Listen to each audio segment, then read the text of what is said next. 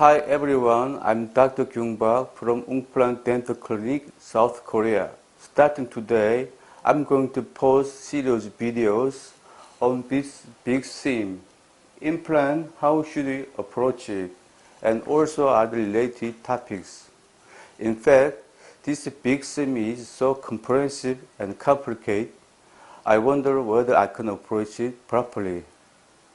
Nevertheless, I've always wanted to challenge myself as a dentist.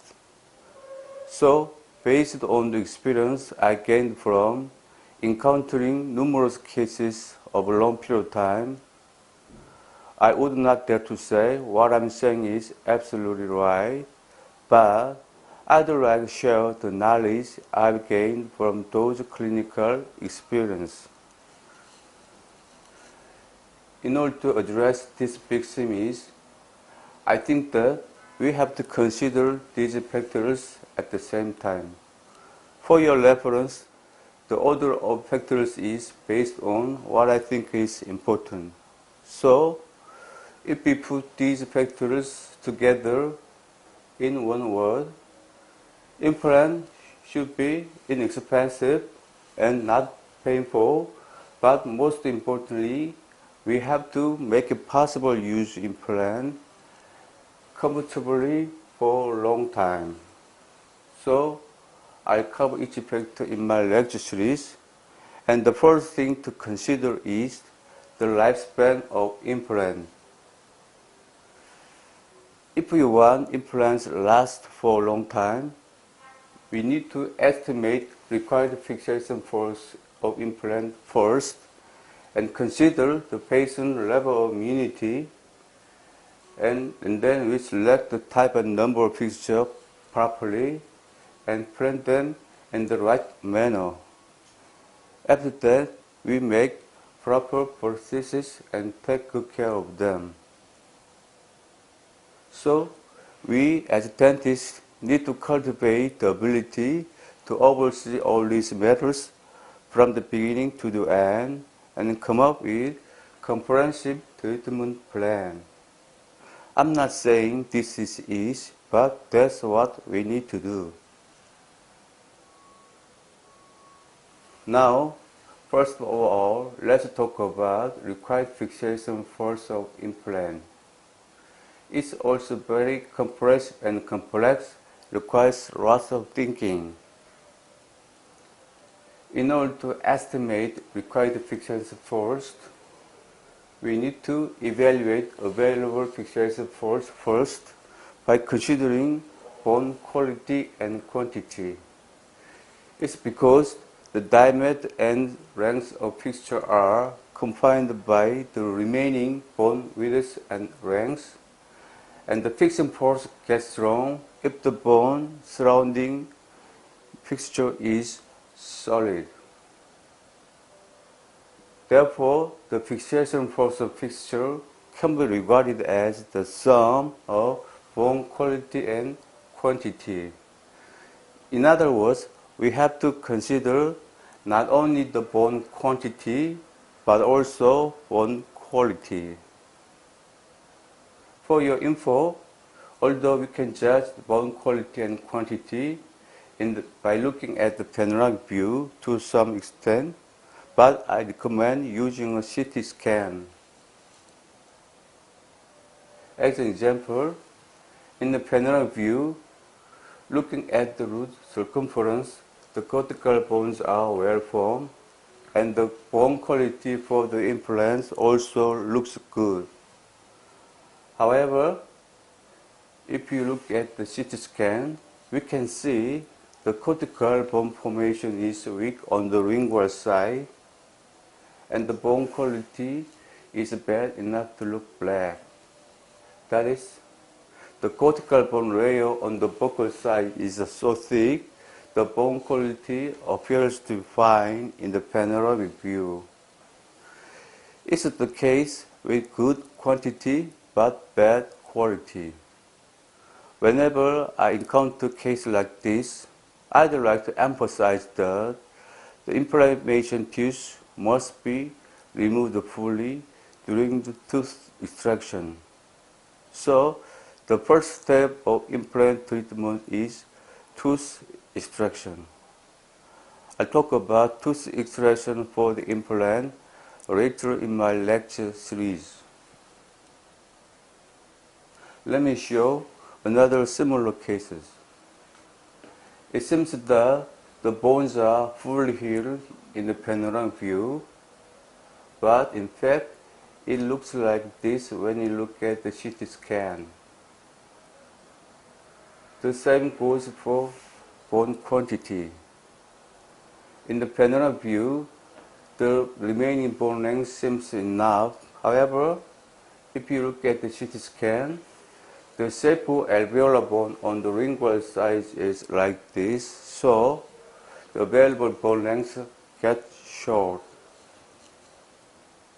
Also, in the anterior area, the location and size of incised canal are outside the average range, so the available bone width gets narrow.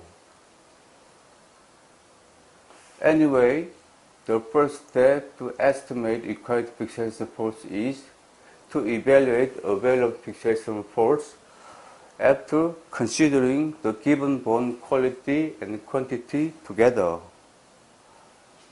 However, there are also not so clear-cut cases. When the bone quality and quantity are either good or bad, it's rather simple for us to make treatment plan. But in the second and third case, it's ambiguous which should be considered first, and we have to think a lot. Once we are done with evaluating available fixation force, as a next step, we need to look at another factor involved in the required fixation force. But before that, there are two important issues to address first. The first issue is, can you increase this given bone quantity with bone grafts? In particular, can the bone width be made like this by doing GBR? Well, since it takes lots of time, I talk about next time.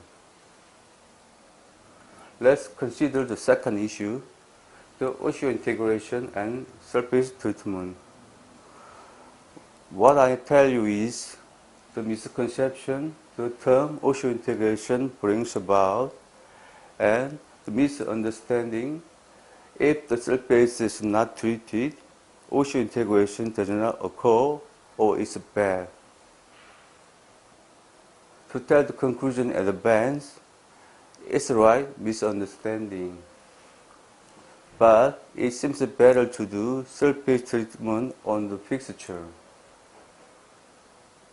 However, it seems obvious that there is misconception about osseointegration.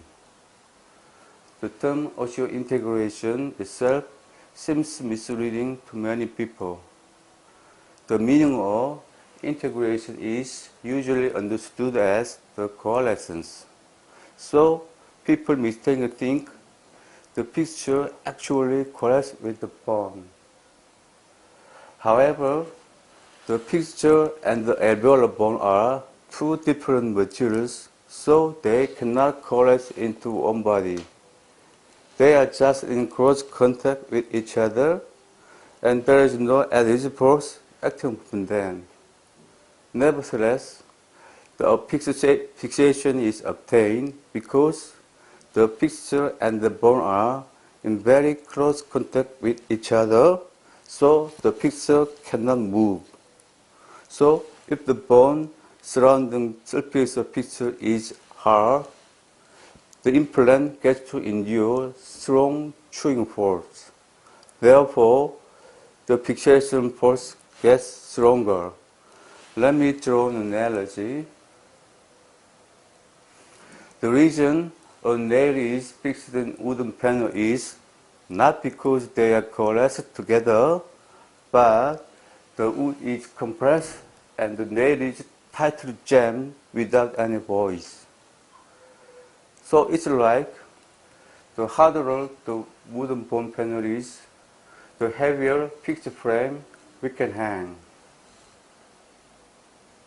However, you can hang a fixed frame from the start, but for the implant, to make resistance to chewing force, a dense cortical bone should be developed around the fixture during the integration period. Of course, immediately after implantation, the bone is compressed and initial fixation can be obtained.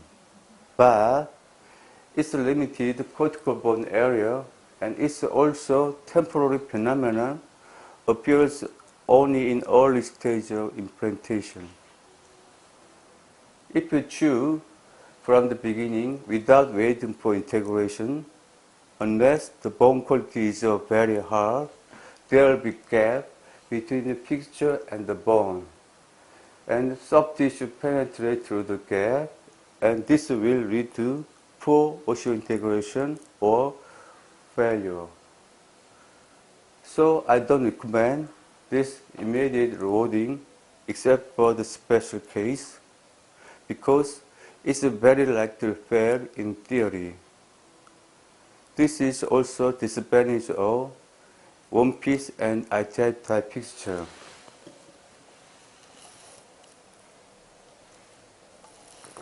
So if the osseointegration is correctly done, the cortical bones will be well formed around the fixture and they will be in contact with each other.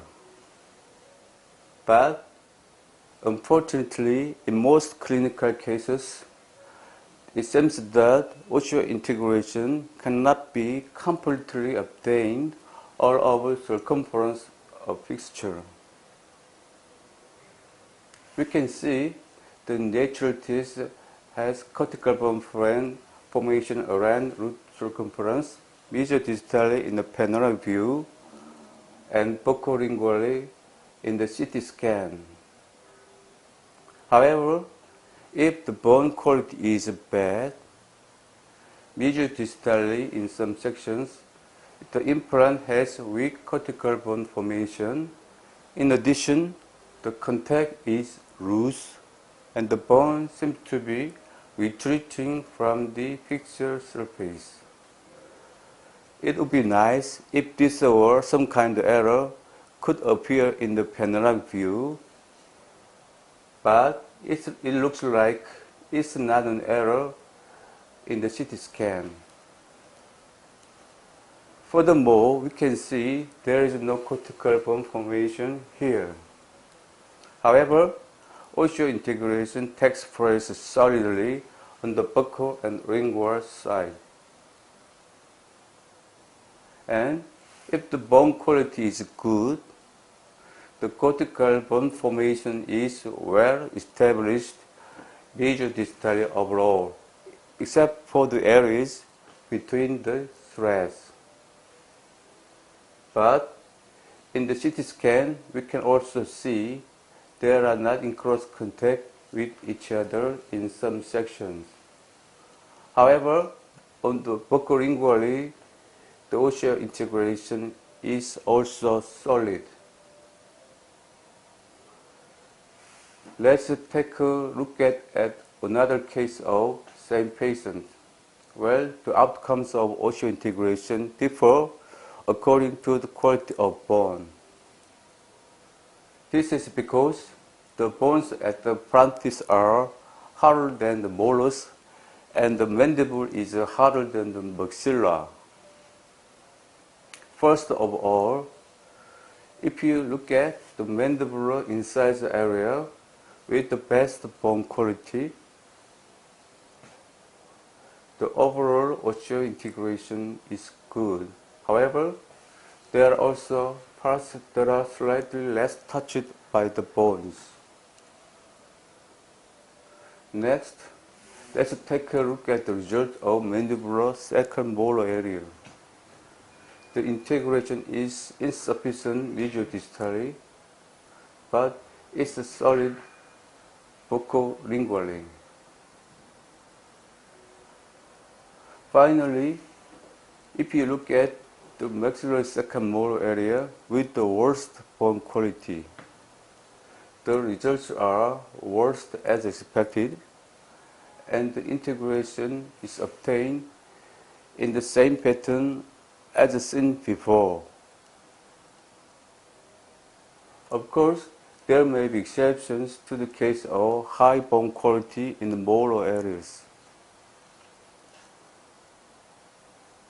However, in most cases, the bone quality is bad and bone quantity is also insufficient because the average age of patient undergoing implant is high. Anyway, the conclusion is that in most cases, osseointegration takes place where only at the buccal and lingual side of fixture. And the reason seems to be that the shape of alveolar bone is long mesiodistally direction, but short in the buccal lingual direction. So, the integration takes place easily in the buccal lingual direction because the cortical bone is close, and for the same reason, the bones are compacted easily during the implantation.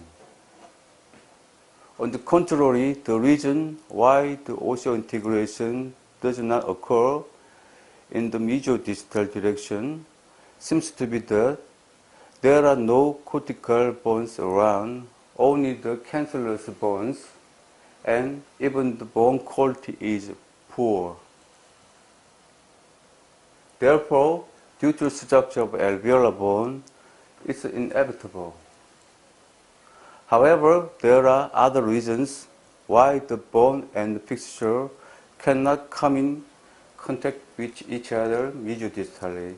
Perhaps it's because of surface treatment and screw threads on the fixture. This is also the history of transition of dental implants. Early fixtures were not surface treated.